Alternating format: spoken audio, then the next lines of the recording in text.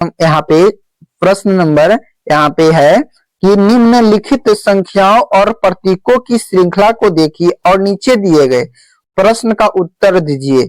संख्याओं के प्रतीकों की गिनती केवल बाएं से दाएं की ओर जानी चाहिए। ठीक है, हो जानी चाहिए। यहाँ पे बाएं है और इधर यहाँ पे बाएं है, इधर क्या है, दाएं है। उपरोक्त श्रृंखला में इतने प्रतीक है जिनमें से प्रत्येक के ठीक पहले एक संख्या और ठीक बाद में भी एक संख्या होनी चाहिए। कहना है कि जैसे मान लिया जाए आपका ए लिखा है, ऐसे लिखा है, स्टार लिखा है, उसका इधर भी अंक होना चाहिए, इस साइड में मतलब दाएं भी अंक होना चाहिए, बाएं भी क्या होना चाहिए, तो आपका अंक होना चाहिए। ऐसा जो है कितने यहाँ पे प्रतीक है। ठीक है, इस प्रकार से पूछा जा रहा है। तो सबसे पहले देखिए यहाँ पे 3 और 1, उसके बीच में जो है यहाँ पे प्रतीक जो है यहाँ पे 1 हो गया। ठीक है, उसके बाद क्या है, 1 यहाँ पे हो जाएगा, उसके बाद क्या है, तो आपका 1 यहाँ पे हो जाएगा, 1 क्या है, तो 1 आपका जो है यहाँ पे हो जाएगा। ठीक है, तो 1 2 3 और आपका हो जाएगा यहाँ पे 4। कितने वैसे है जो कि श्रृंखला में कितने प्रतीक है जिनके प्रत्येक ठीक पहले और बाद में भी जो है आपका संख्या है प्रतीक के। ठीक है, तो कितने हैं जी, तो आपका बोलिएगा सर जी 4 है। तो 4 जो है ऑप्शन नंबर कहाँ पे है, तो आपका ऑप्शन नंबर यहाँ पे हो जाएगा बी। ठीक है, बी को आप लोग यहाँ पे ध्यान रखिएगा, बी को आप लोग यहाँ पे ध्यान रखेंगे। चलिए आप लोग का अगला जो प्रश्न है यहाँ पे ध्यान रखिएगा कि नीचे दिए गए विकल्पों में से संबंधित संख्या को चुनिए। नीचे दिए गए विकल्पों में से संबंधित संख्या को चुनिए। यहाँ पे क्या है, पानी है, अनुपात है, नदी है। पानी अनुपात नदी, समानुपात कागज अनुपात क्वेश्चन मार्क। यहाँ पे बोला जा रहा है कि पानी जिस प्रकार से क्या है, नदी से संबंधित पानी है, उसी प्रकार से कागज से संबंधित क्या है, आपका पौधा है, पेड़ है, लकड़ी है या फूल है। ठीक है, चलिए सारे विद्यार्थी इसका आंसर कमेंट कीजिए फटाफट। आप लोग यहाँ पे सारे विद्यार्थी जी यहाँ पे कमेंट करेंगे, फटाफट आप लोग यहाँ पे कमेंट कीजिएगा। ठीक है, तो यहाँ पे देखिए जिस प्रकार से नदी में क्या होता है, नदी में क्या होता है, पानी होता है। क्या होता है जी, तो नदी में क्या होता है, तो पानी होता है। उसी प्रकार से कागज क्या चीज से बनता है, तो आपका पेड़ से तो नहीं, सॉरी पौधा से तो नहीं, पेड़ से बनते हैं। यहाँ पे हो जाएगा पेड़। ठीक है, जहां नदी जिस प्रकार से पानी से संबंधित है, संबंधित है, उसी प्रकार से कागज जो है पेड़ से संबंधित है। ठीक है, तो यहाँ पे हो जाएगा आपका पेड़। पेड़ कहाँ पे है, तो आपका ऑप्शन नंबर बी में है। तो इसका ऑप्शन नंबर जो है यहाँ पे बी करेक्ट आंसर आप लोग का हो जाएगा। ऑप्शन नंबर बी जो है यहाँ पे करेक्ट आंसर हो जाएगा, इसे आप लोग यहाँ पे ध्यान रखेंगे। चलिए आपका अगला सवाल, अगला नंबर सवाल है आपका कि कथनों को पढ़े और दिए गए विकल्पों में से निष्कर्ष चुनिए।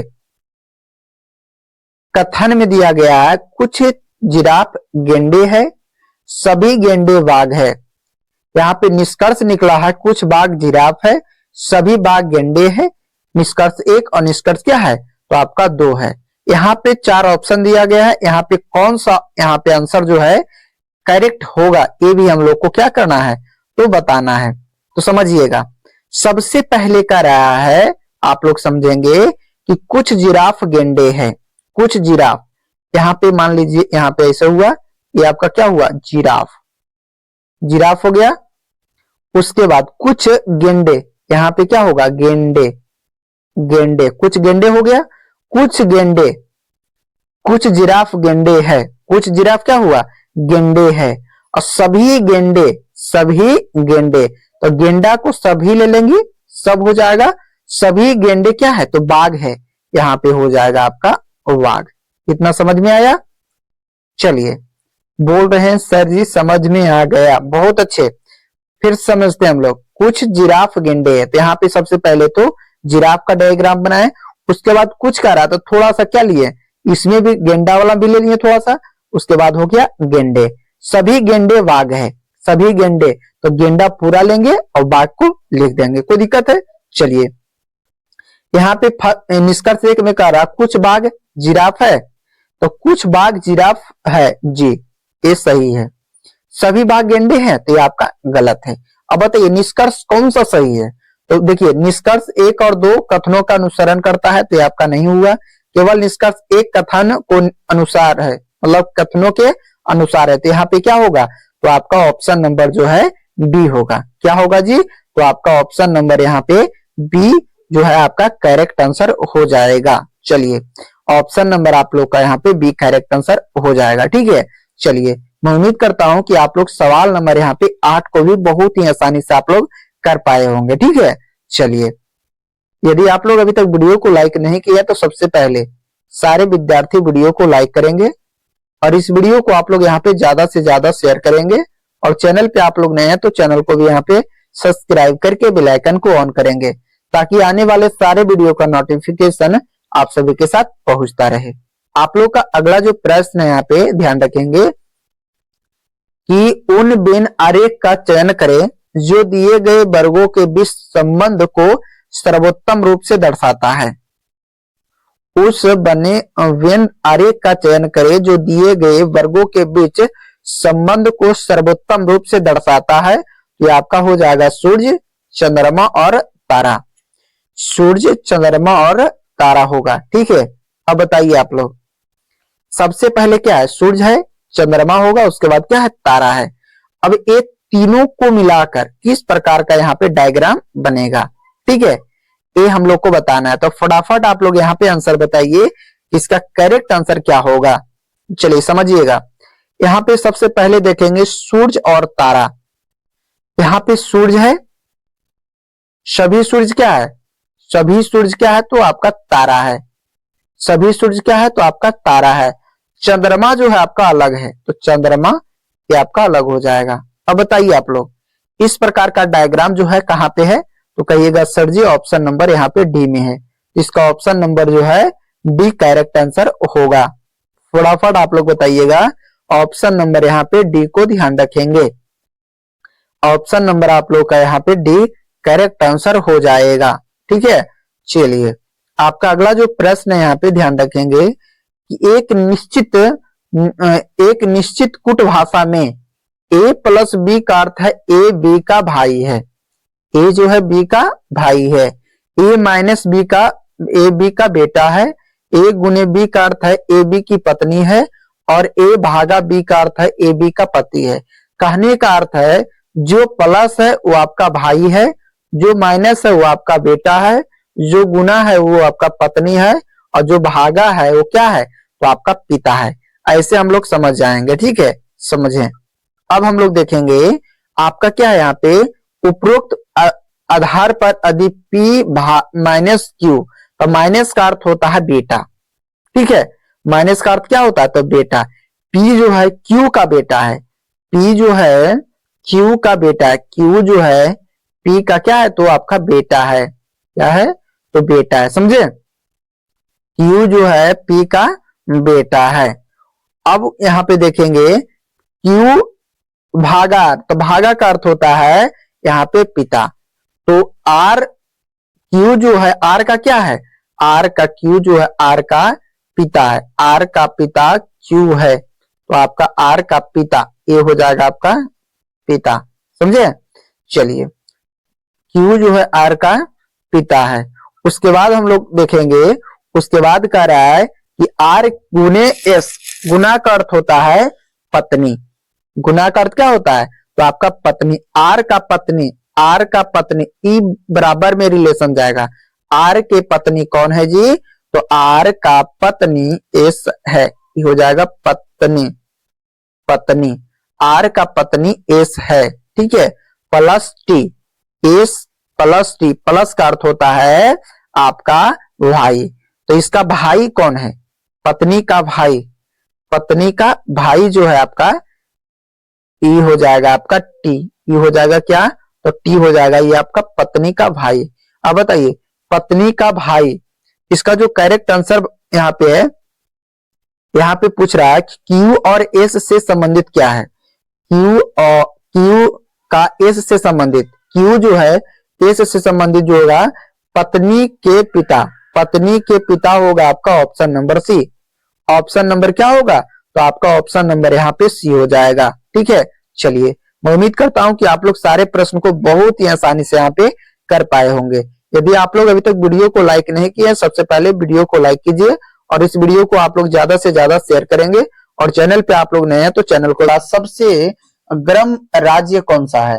भारत का सबसे गर्म राज्य कौन सा है? तो आपका होगा Rajasthan, option number C. Rajasthan हो जाएगा आप लोग का ऑप्शन नंबर यहाँ पे सी को ध्यान रखिएगा। ठीक है, राजस्थान को आप लोग यहाँ पे ध्यान रखेंगे। आप लोग का अगला नंबर प्रश्न हो जाएगा कि विश्व का सबसे बड़ा गन्ना उत्पादक देश कौन सा है?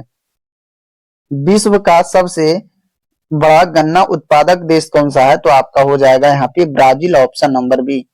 ब्राजील को आप लोग यहाँ पे ध्यान रखेंगे। ब्राजील को आप लोग यहाँ पे ध्यान रखेंगे, ऑप्शन नंबर बी होगा। आपका अगला नंबर प्रश्न होगा तुलसीदास किसके समाकालीन थे? तुलसीदास किसके समाकालीन थे? तो आपका होगा अकबर के समाकालीन थे, ऑप्शन नंबर ए होगा। अकबर के समाकालीन थे, ऑप्शन नंबर आप लोग का यहाँ पे ए हो जाएगा। ठीक है, चलिए बताइएगा आप लोग। यहाँ पे पूछा जा रहा है कि प्रधानमंत्री की नियुक्ति कौन करता है? प्रधानमंत्री की नियुक्ति कौन करता है? तो आपका होगा राष्ट्रपति, ऑप्शन नंबर बी। राष्ट्रपति को आप लोग यहाँ पे ध्यान रखिएगा। आप लोग का अगला सवाल, सहायक संधि किसे कहा जाता है? सहायक संधि किसे कहा जाता है? सहायक संधि किसे कहा जाता है? तो आपका होगा Lord Wellesley, Wellesley, Lord Wellesley, option number A. आपका अगला सवाल, सुंदरबन का डेल्टा कौन सी नदी बनाती है? सुंदरबन का डेल्टा कौन सी नदी बनाती है? सुंदरबन की डेल्टा कौन सी नदी बनाती है? तो आपका होगा गंगा और Brahmaputra, option number C. Ganga और ब्रह्मपुत्र को आप लोग यहाँ पे ध्यान रखिएगा। भारत में पहला आधार कार्ड कब बना था? भारत में पहला आधार कार्ड कब बना था? ये आपका हो जाएगा 29 सितंबर 2010 को। 29 सितंबर 2010, ऑप्शन नंबर ए। 29 सितंबर 2010 को आप लोग यहाँ पे ध्यान रखिएगा। ठीक है, चलिए आप लोग बताइएगा। अगला नंबर आप लोग का होगा यहाँ पे ध्यान रखेंगे कि लाल रक्त कणिकाओं का निर्माण कहाँ पे होता है? लाल रक्त कणिकाओं का जो निर्माण होता है वो होता है आपका अस्थि मज्जा में। कहाँ पे होता है जी? तो आपको ध्यान रखना होगा अस्थि मज्जा, ऑप्शन नंबर सी। चलिए, भारत के प्रथम महिला शासिका कौन थी? भारत में प्रथम महिला शासिका कौन थी? ये आपका होगा Razia Sultan, option number D. Razia Sultan को आप लोग यहाँ पे ध्यान रखेंगे। रजिया सुल्तान को आप लोग यहाँ पे ध्यान रखेंगे, ऑप्शन नंबर डी होगा। ठीक है, चलिए बताइएगा। प्रसिद्ध वाघ लॉर्ड कहाँ पर स्थित है?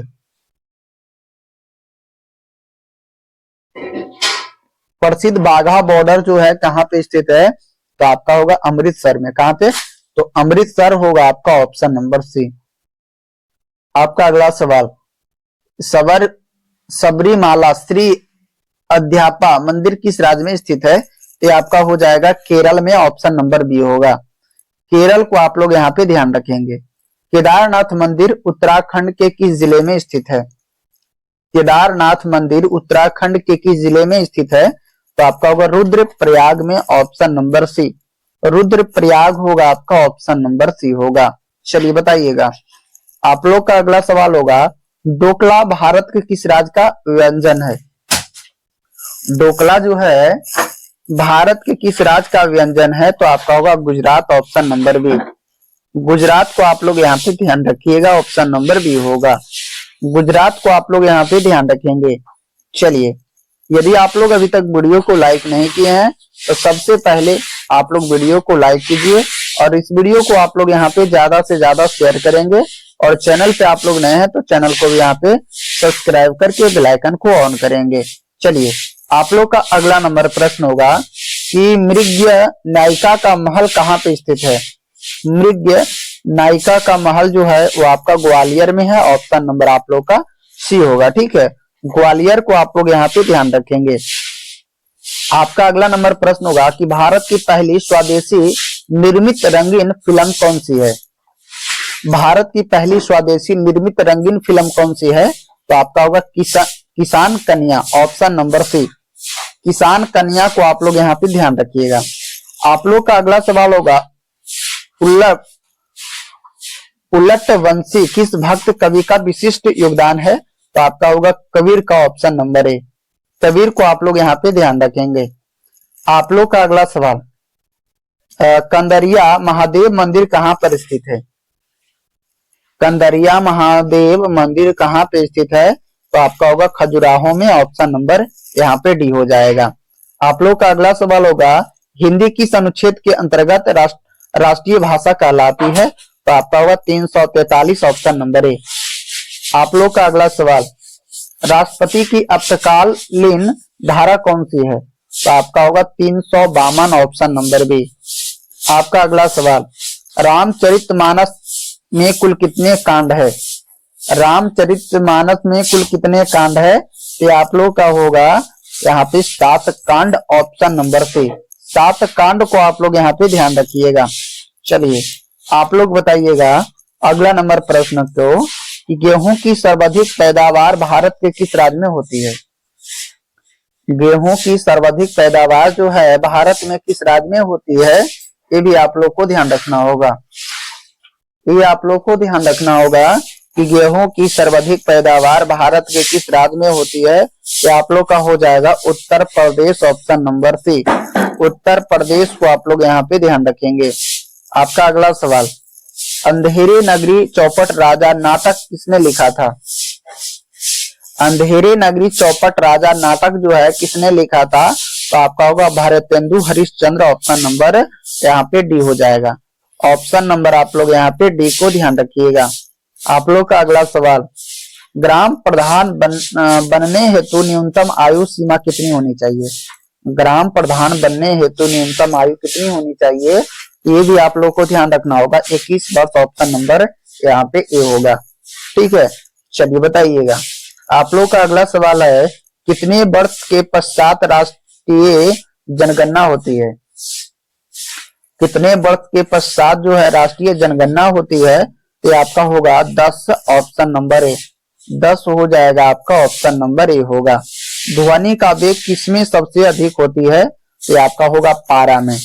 ध्वनि का वेग जो है सबसे अधिक पारा में होता है, ऑप्शन नंबर सी होगा। किस विटामिन की कमी से खून का बहना रुकता नहीं है? तो आपका होगा विटामिन के, ऑप्शन नंबर डी, विटामिन के होगा आपका, ऑप्शन नंबर डी होगा। चलिए बताइएगा। यदि आप लोग अभी तक वीडियो को लाइक नहीं किए हैं तो सबसे पहले तो आप लोग वीडियो को लाइक कीजिए और इस वीडियो को आप लोग ज्यादा से ज्यादा शेयर करेंगे, और चैनल पे आप लोग नए हैं तो चैनल को भी यहाँ पे सब्सक्राइब करके बेल आइकन को ऑन करेंगे ताकि आने वाले सारे वीडियो का नोटिफिकेशन आप सभी के साथ पहुंचता रहे। तब तक के लिए जय हिंद, जय भारत। अब हम लोग मिलते हैं एक नए वीडियो में।